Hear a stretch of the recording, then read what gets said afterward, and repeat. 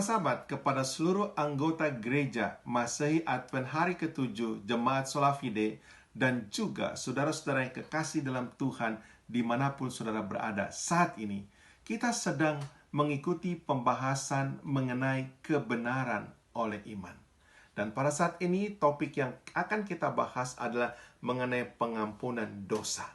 Mari kita ulangi sedikit saudaraku mengenai dosa. Dosa itu dimulai dengan tidak mempercayai firman Allah. Dengan tidak mempercayai Yesus Kristus seperti yang dikatakan dalam buku Yohanes pasal 16 ayat yang ke-9, akan dosa karena mereka tetap tidak percaya kepadaku. Tidak percaya kepada Yesus menuntun manusia kepada pelanggaran terhadap hukum Allah. Dan itulah dosa, kejahatan, dan kesalahan. Apakah ada pengharapan untuk orang-orang yang berbuat dosa dan kesalahan ataupun kejahatan? Apakah mereka bisa mendapatkan pengampunan? Saudaraku, dalam buku 1 Yohanes 1 ayat yang ke-9 katakan, jika kita mengaku dosa kita, maka Ia adalah setia dan adil, sehingga Ia akan mengampuni segala dosa kita dan menyucikan kita dari segala kejahatan. Ternyata ada kabar baik, saudaraku, bahwa Allah mengampuni segala dosa kita.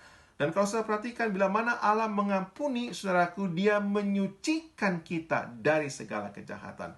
Saudara, itulah sebetulnya dilakukan oleh Yesus pada waktu Yesus mati di kayu salib untuk keampunan dosa-dosa kita. Inilah yang saya lakukan saat ini oleh Yesus di sorga, menjadi pengantara kita, sehingga barang siapa yang berbuat dosa, dia bisa mengaku kita punya seorang pengantara kepada Bapa. Saudara-saudara, syaratnya adalah jika kita mengaku dosa kita. Apa artinya, saudaraku?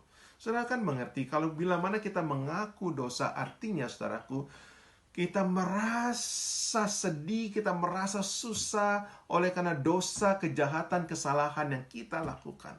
Lalu waktu kita mengaku, kita datang kepada Yesus, ya, kita mengarahkan pandangan kepada Dia, kita tinggalkan itu dosa, kejahatan, dan kesalahan, lalu kita berpaling kepada Yesus.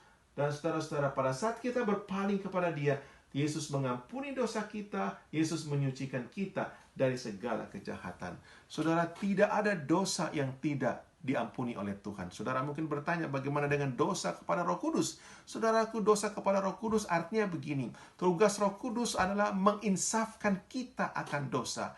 Kalau kita tidak mau diinsafkan akan dosa oleh Roh Kudus, siapa lagi yang mau kasih insaf kepada kita? Artinya kita tidak akan mengakui dosa karena kita tidak memerlukan Roh Kudus. Dan saudara tahu, dosa yang tidak diampuni adalah dosa yang tidak diakui. Kiranya Tuhan menolong kita semua agar kita menggunakan kesempatan yang ada untuk mengakui dosa kita, mendapatkan pengampunan dari Tuhan. Kiranya Tuhan memberkati kita semua. Amin.